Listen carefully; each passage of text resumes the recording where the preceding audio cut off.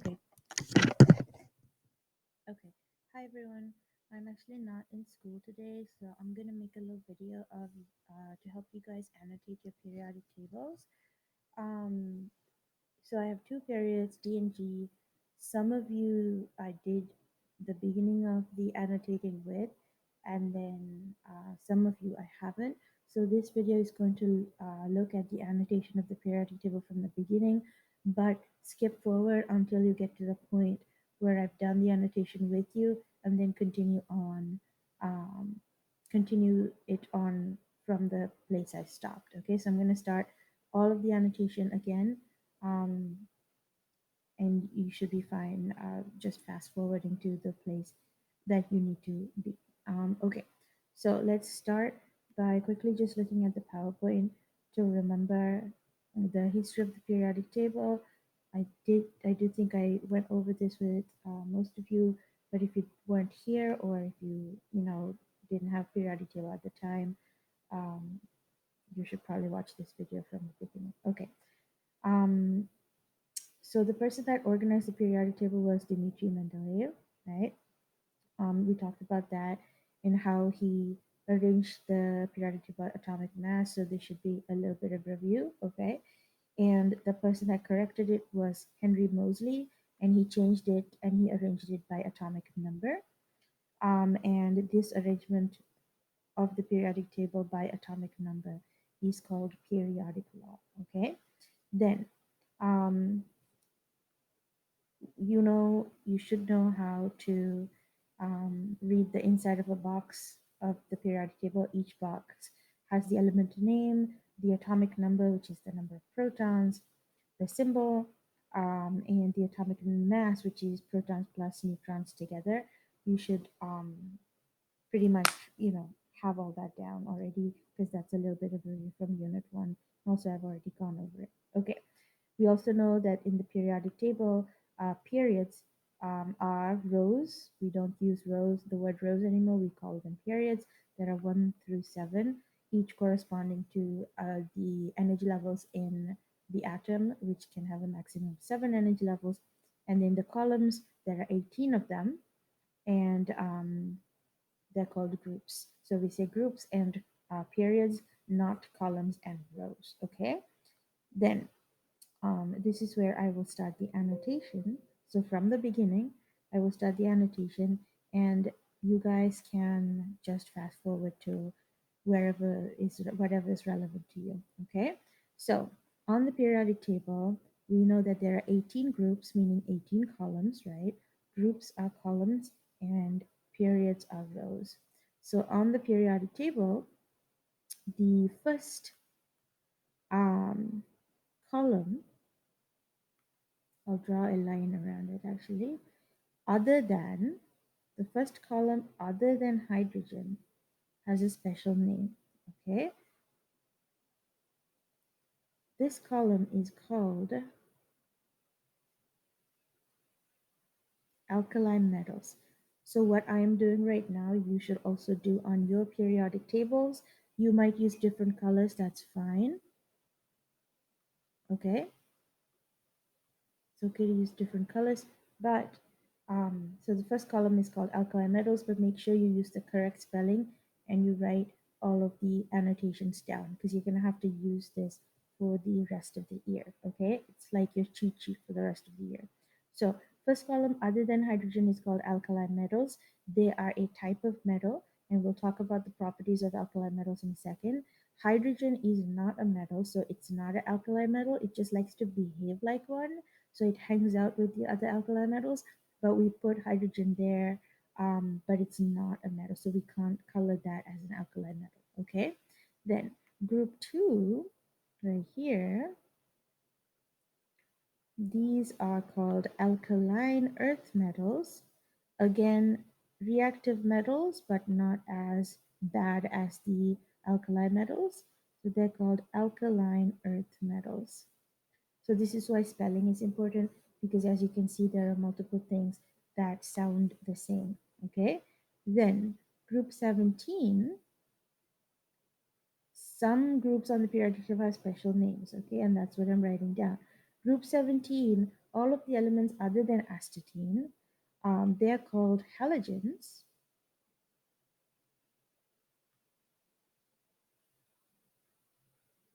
And we'll talk about the properties of those in a second.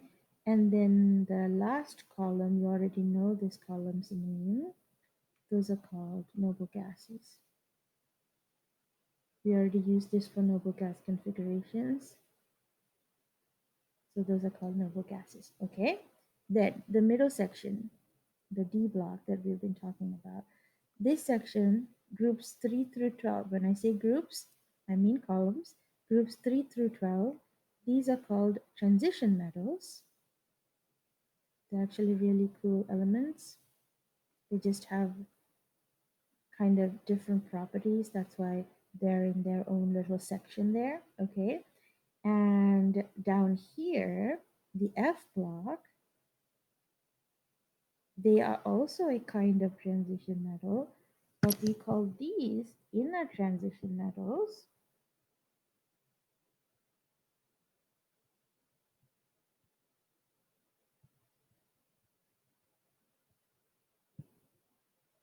Okay.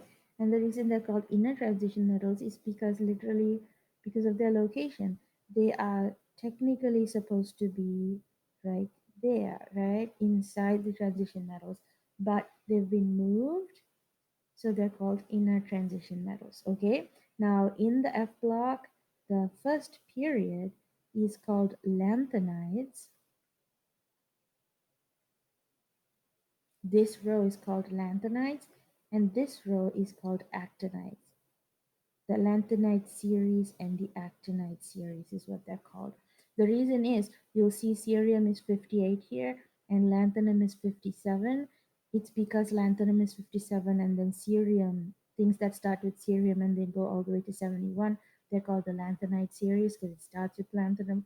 And then the actinide series starts with actinium, as you can see over here, number 89. Okay, so those are the main group names. You'll see group 13, 14, 15, and 16 don't have any names as of yet. They don't have any special names, but we will be marking some things in them as we move through the PowerPoint. Okay, so now back to the PowerPoint. Let's talk about some properties. Group 1, called alkali metals other than hydrogen. They are the most reactive metals in the periodic table. They're so dangerous that I'm not really allowed to have any in a high school setting. You will have to go to college if you want to work with those alkali metals. Okay. Super reactive, dangerous when exposed to air and water, usually stored under inside containers that are filled up with oil. So the metal is submerged in oil, so it doesn't react with any air or water. Okay, in the air. Group 2 are alkaline earth metals, a little more stable than alkali metals. I actually have some in the lab. You can put them in a cabinet, they're not going to catch on fire or anything. And alkaline earth metals, still highly reactive though, very easily react with things. Group 17, called halogens, fluorine, chlorine, bromine, and iodine. They are the most reactive non-metals. They're the most reactive nonmetals, meaning they're not metals, okay? And they usually tend to react with group 1 actually. They really like reacting with group 1 and forming compounds. For example, table salt or sodium chloride that you have in your house, just the regular salt you put in your food. Sodium is an alkali metal, chlorine is an halogen. They react to form sodium chloride, super stable, safe compound, okay? Then group 18 are noble gases. We already talked about those. The reason they're called noble gases is because they're noble. They don't like reacting with anything. They're inert and they're very, very stable and they're not metallic. Okay, so let's talk about what we have to annotate next. So, valence electrons, the definition of valence electrons, you may have learned this in bio, is that they are the electrons that are on the outermost energy level of an atom. Okay, so when you look at the electron configuration of an element, you find the highest n level or the outermost n level, and all the electrons in that outermost n level are going to be your valence electrons. But on your periodic table, there's a hint as to how many valence electrons are there in each element. So let's go back to the periodic table. So you'll see all of your group numbers. Those group numbers are actually super helpful in figuring out how many valence electrons are there in each element under that group. Remember, group means column. So this is group 1A right here, right? Oh, that's terrible highlighted. I'll use that. Make this a little thick. Okay. So there's, whoops,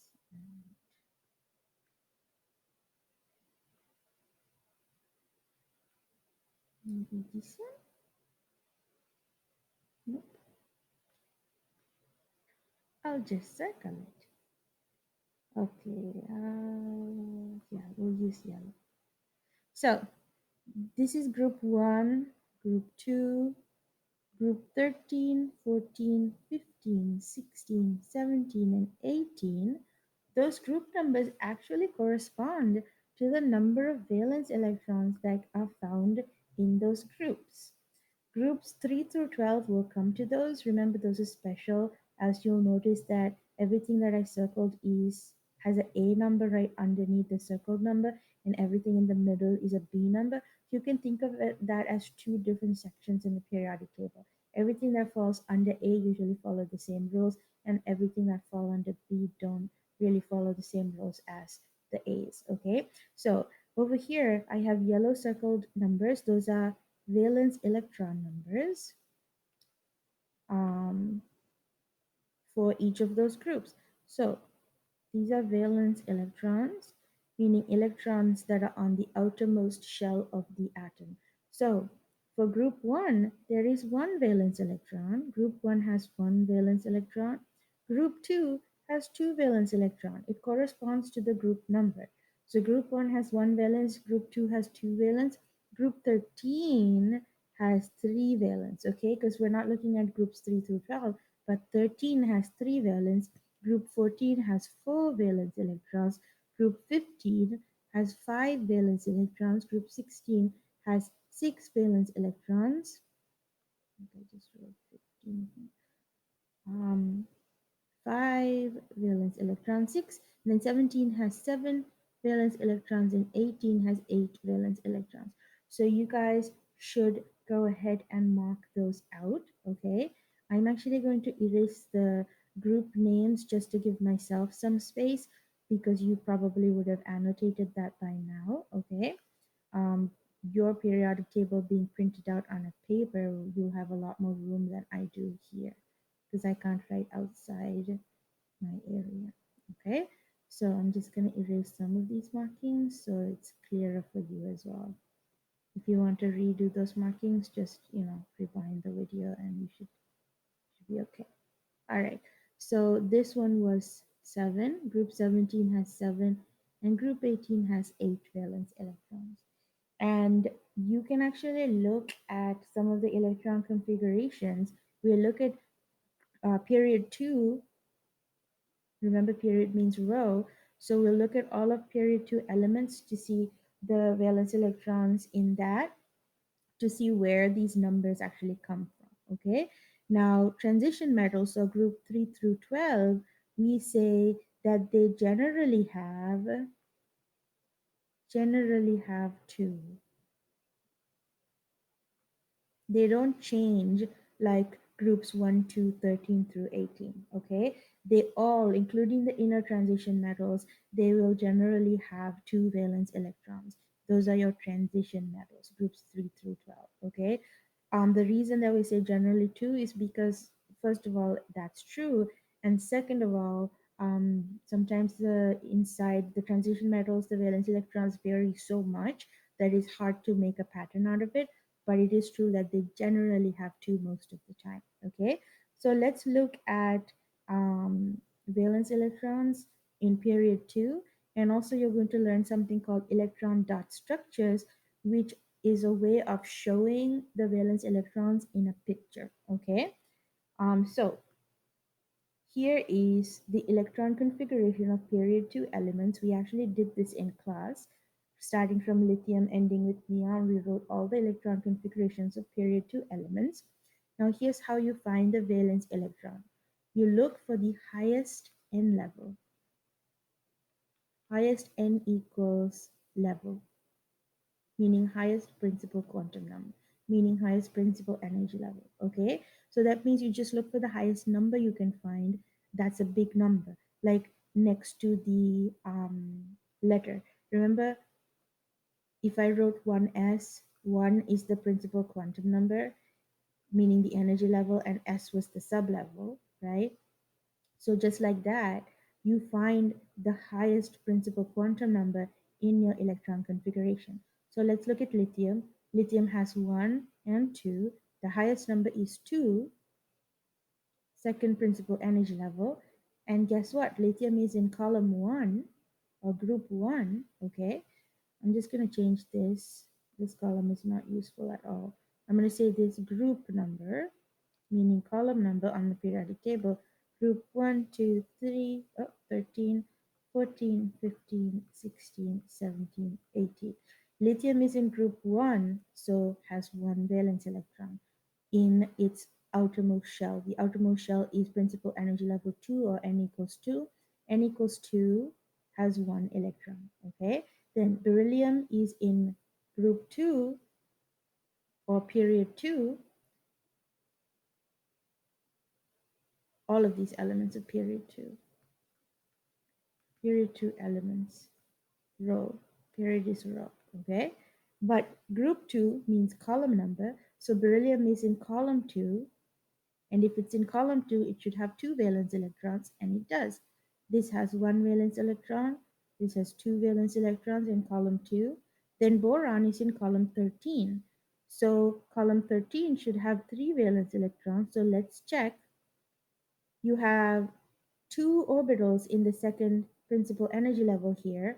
There's a s orbital and a p orbital, but they're still both in the highest principal quantum number. They're still on the second floor of the apartment building. There's just two different apartments in the second floor, but you must count every occupant on the second floor. Okay, so on the second floor, in the S apartment, there's two electrons. In the P apartment, there's one electron, but together there's three valence electrons, which corresponds with group 13 elements. Okay, group 14 therefore should have four, and it does.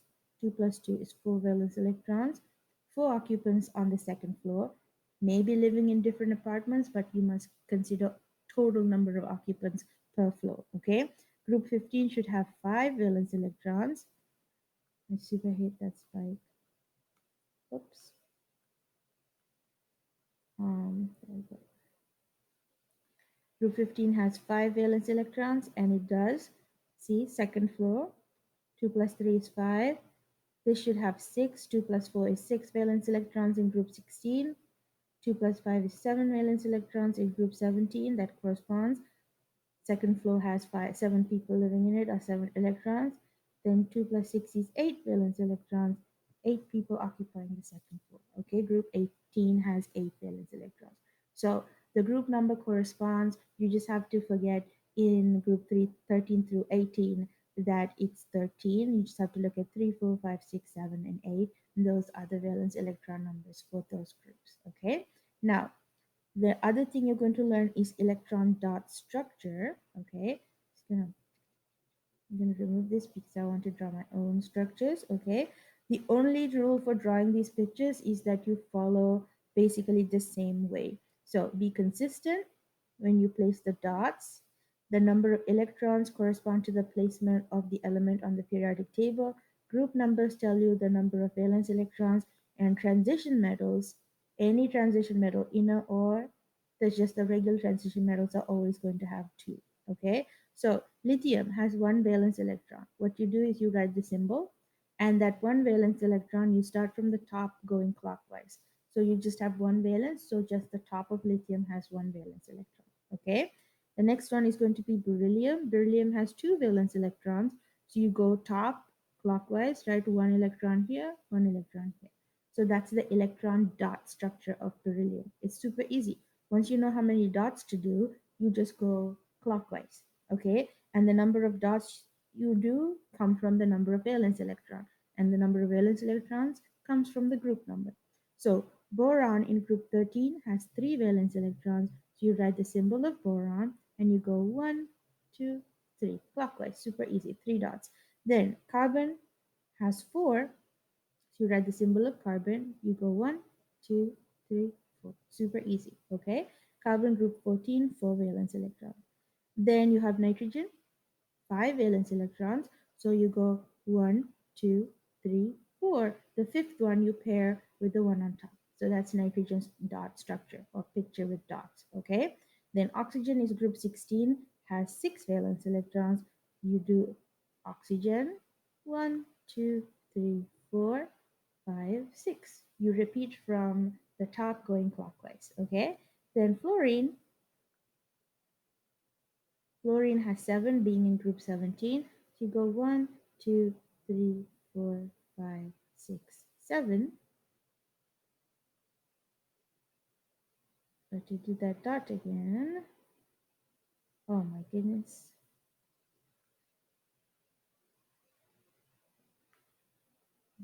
There we go. And then neon is the last one. Group 18, eight valence electrons. You go one, and E, one, two, three, four, five, six, whoa, six, seven, eight. Okay. So when you're done, it should look like each side of neon has a pair of electrons. Nice and neat, okay? So that's what something with eight electrons would look like.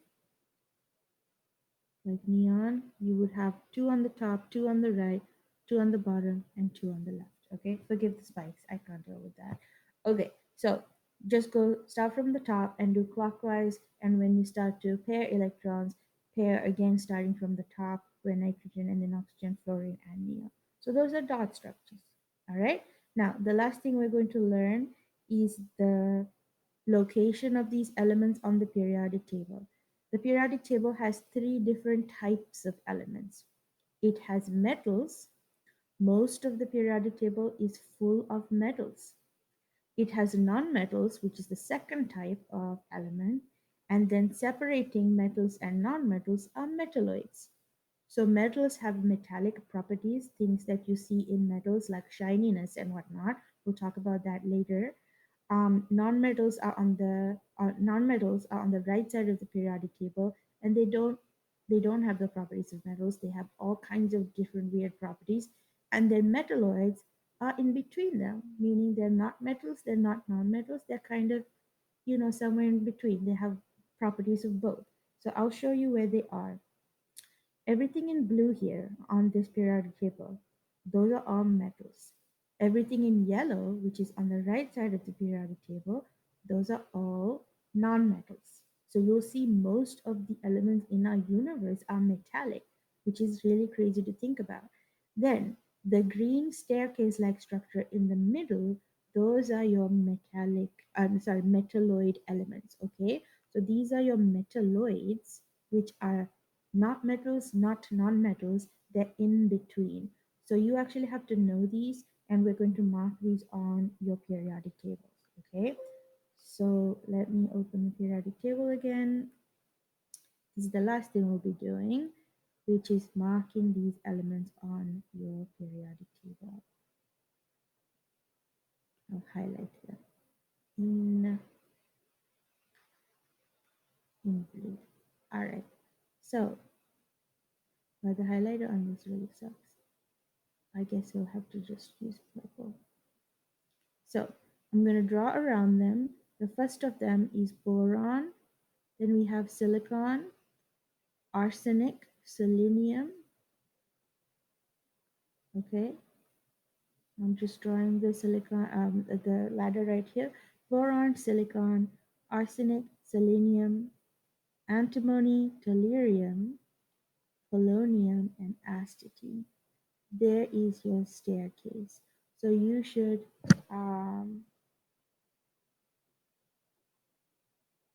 yeah, I think I got them all.